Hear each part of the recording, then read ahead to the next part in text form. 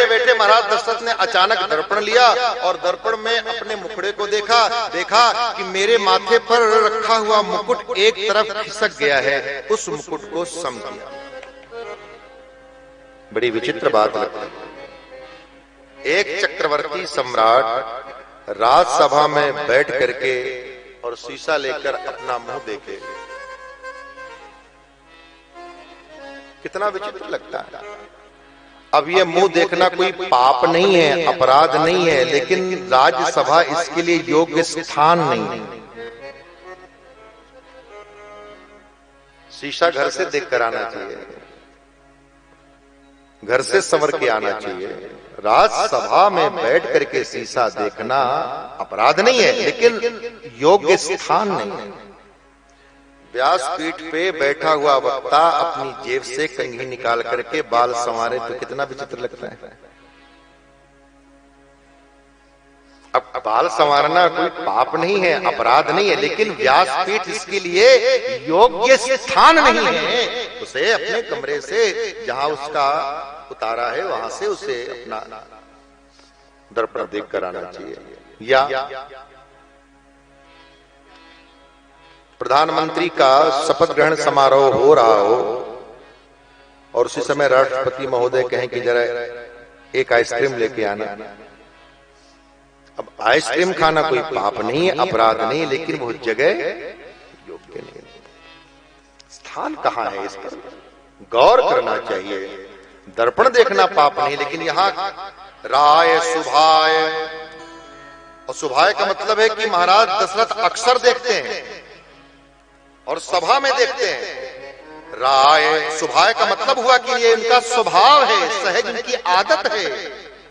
राय सुभाय मुकुर करलीना बदनु बिलोकी मुकुट समकीना। ये दर्पण देखना क्या है? ये वस्तुतः आत्मनिरीक्षण है।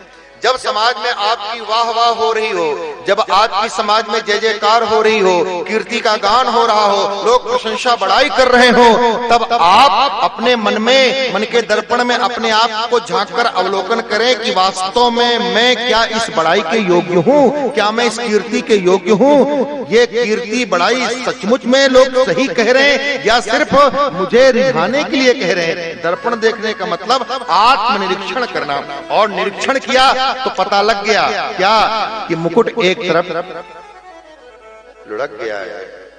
बदन बिलो कि मुकुट समकीना, माने मुकुट मेरा टेढ़ा हो गया है, मतलब राजसत्ता कुछ खिसक गई है। मुकुट राजसत्ता का प्रतीक है, राजसत्ता खिसक गई है। किसकी तरफ खिसकी है? मेरे पुत्र राम की तरफ। लोगों के मन में अभिलाषा है कि राम राजा बने, ये भाव है।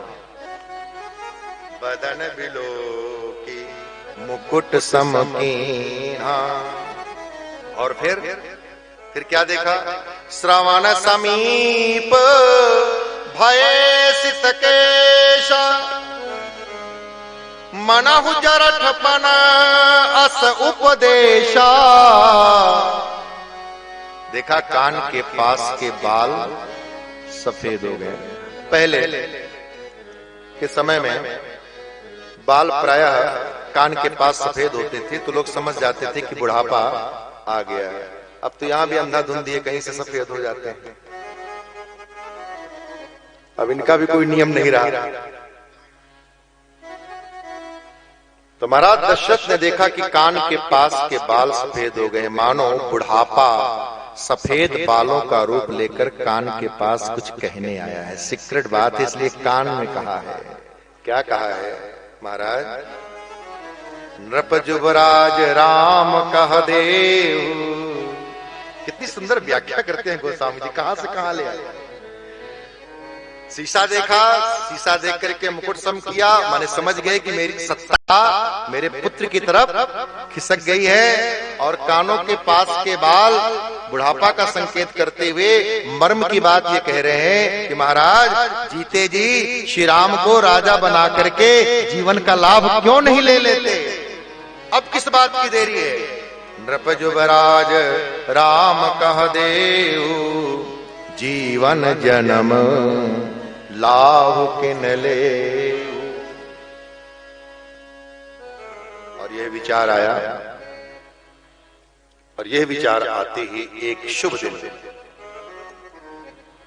गुरुदेव के पास आते हैं और बड़े प्रफुल्लित हैं, प्रमुदित हैं, उल्लसित हैं, आनंदित हैं। मानसकार लिखते हैं, प्रेम पुलकितन मुदित मन गुरहि सुनायो जाय। गुरुदेव के पास आए और आज गुरुदेव को प्रणाम करना भूल गए।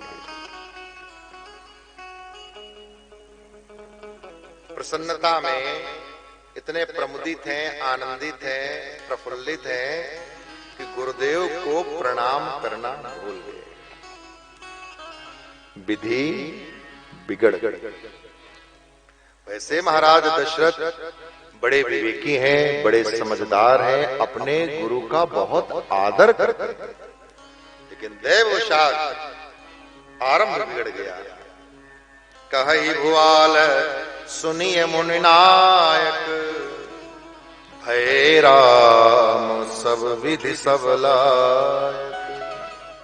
गुरुदेव के पास आए और कहा, गुरुदेव श्री राम सब प्रकार से योग्य हो चुके हैं, अगर आपकी अनुमति हो तो मैं राम का राज तिलक कर दूं, मैं राम का राज्याभिषेक कर दूं।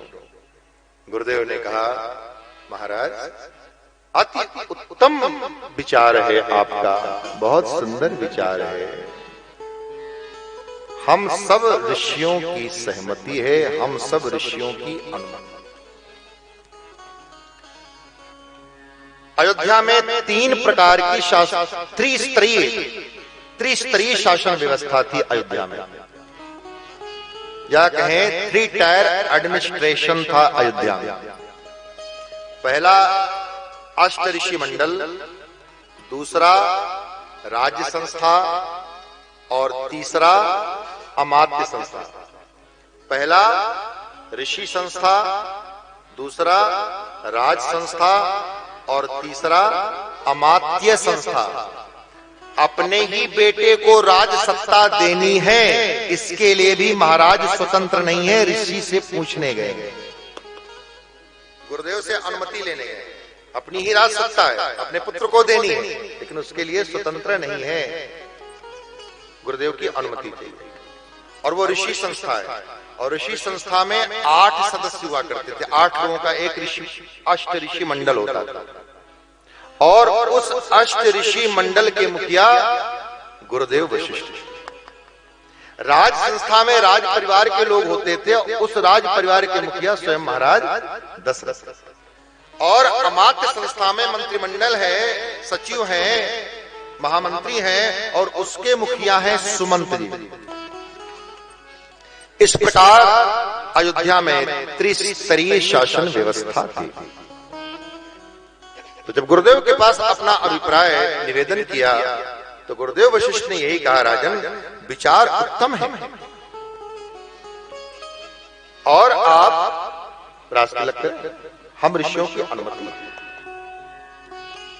तो महाराज दशरथ ने कहा, तो गुरुदेव कोई मुहूर्त बता दीजिए, कोई शुभ मुहूर्त बता दें जिस मुहूर्त में मैं राम का तिलक करूं।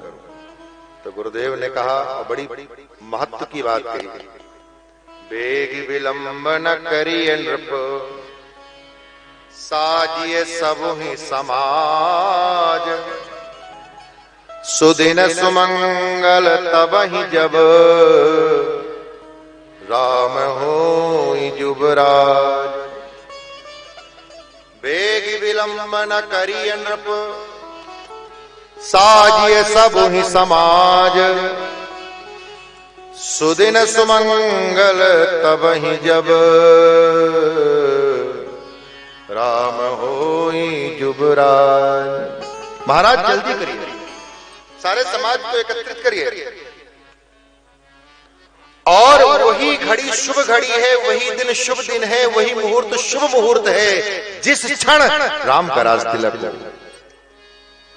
वेग विलंब न करिए नृप, साजिए सब ही समाज, सुदिन सुमंगल तब ही जब,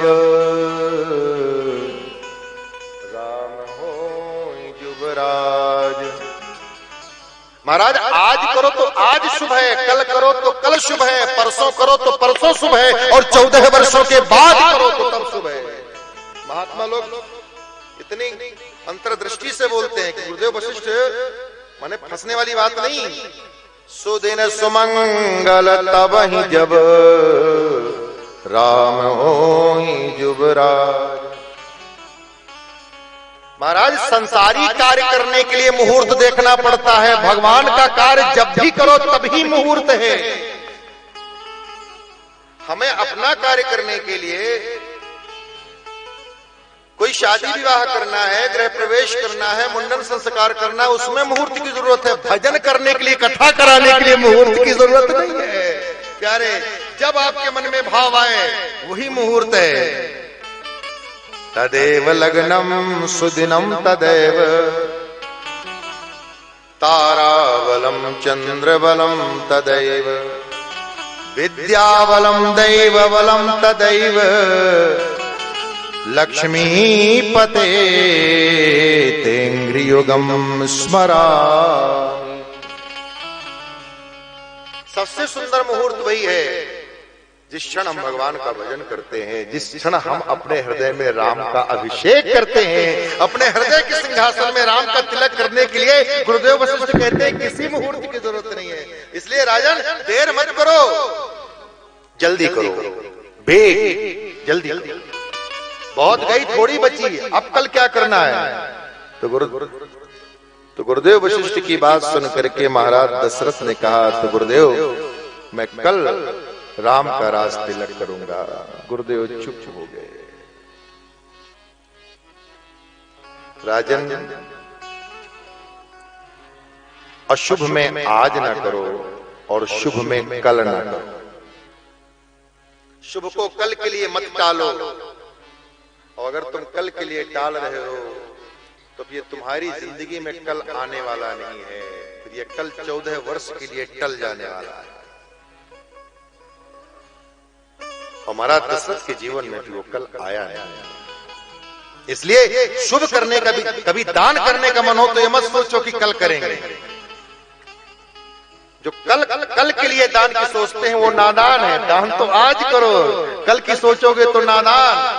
शुभ में कल ना करो और अशुभ में आज ना करो। कोई गलत काम करने का विचार आए तो आज ना करो, कल करो।